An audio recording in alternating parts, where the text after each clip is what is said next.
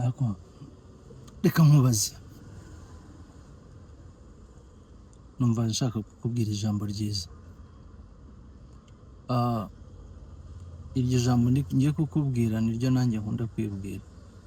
Ntabwo tuzi uko ejo bizaba bimeze, ntabwo tuzi uko bizagenda.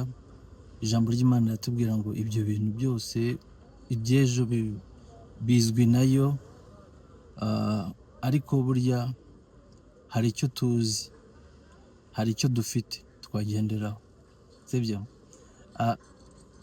Sinzi niba wakizera ko ngusengera, ariko hari ijambo nakubwira wumvishemo kuri ryo waryizera kandi rikagira imbaraga mu mutima wawe, sibyo?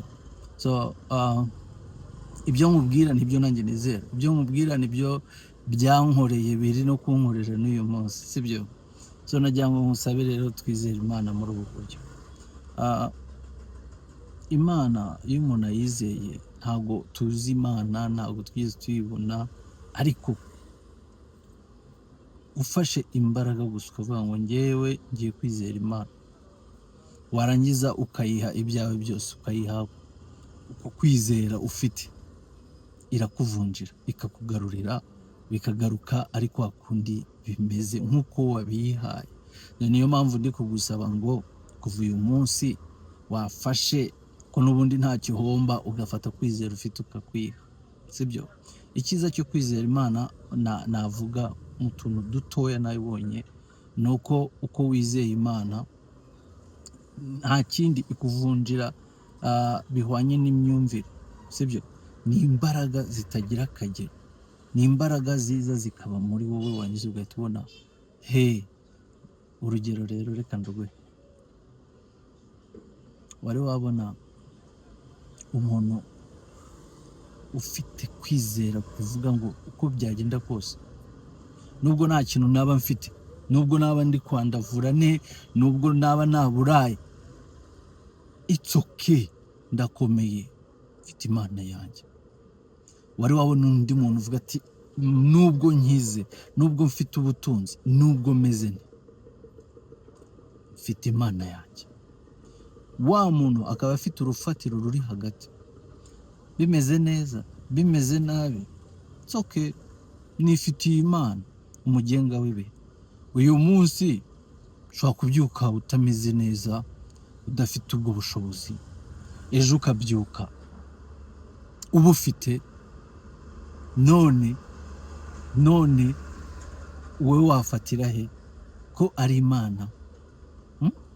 Izera Imana, nurangiza kuyizera ubyuke ukora icyo ubashije gukora, n'icyanga ntako utagize waburiye mu kwawe, uvuga iti ariko ngewe Imana ndayizera, ifite ubushobozi bwo kwisubiza ubuzima yaguhaye, ifite ubushobozi bwo kubutwara igihe cyose ishatse. None wabigenza utibigennye?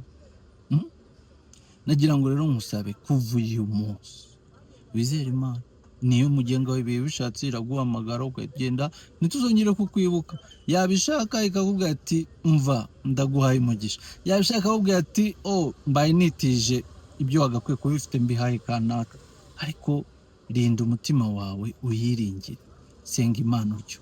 Ntabwo uzagira ishyari bya mugenzi wawe utunze, ntabwo uzagira ishyari ry'ibyo udafite, ahubwo uzatangira gushima, uvuga ngo Mana warakoze cyane, uyu munsi bimeze neza, ejo bizaba bimeze nabi, uyu munsi bimeze nabi, ejo bizaba bimeze neza. Nguko ibanga riruta andi mabanga. Fata Imana ushyiremo ibyiringiro, nurangiza unayibwira ati kandi ngewe nanakwizeye, na nyuma ya buno buzima nzi ko hari ubuzima, na nyuma ya bino biturushya tuzabana iteka mu mahoro nk'uko wabivuze, kandi tujya tubona uca inzira n'ahagaragara ko nta nzira. Iyo wiringiye Imana muri ubwo buryo, uragenda ikintu cyose hahandi wabuze ibyiringiro wayibwira ngo dore byanze, igihe yohereza abamarayika we, n'igihe yakohereza n'ibikona, hari n'igihe uburyo bwose ngo inzira zayo ngo ziruta imyenge ya supanete. Iringira Imana, ndabigusabye uyizere utagendeye ku muntu n'umwe, hari igihe umuntu yaba ari inyuma yawe ariko ngo wowe uri wese ari mu biki. Fata ukwizera kwawe gushyire hano nongeze ukomere. Umunsi mwiza kandi ibihe byiza. Shalom, shalom. Amahoro y'Imana bane nawe, amahoro y'Imana abe ku bawe, amahoro y'Imana agote umutima wawe, amahoro y'Imana agote igihugu cyacu, amahoro y'Imana atwikiriye isi, iyi myumvire ibe mu mitima y'abiringiye Uwiteka. Cyazampa ino message kazahindurwa mu ndimi zose z'isi. Nguko ubu nibwo butumwa bwiza. Twizere Imana, twizere umwana wayo, twizere n'umwuka wayo utwumvisha iyi myumvire. Amen.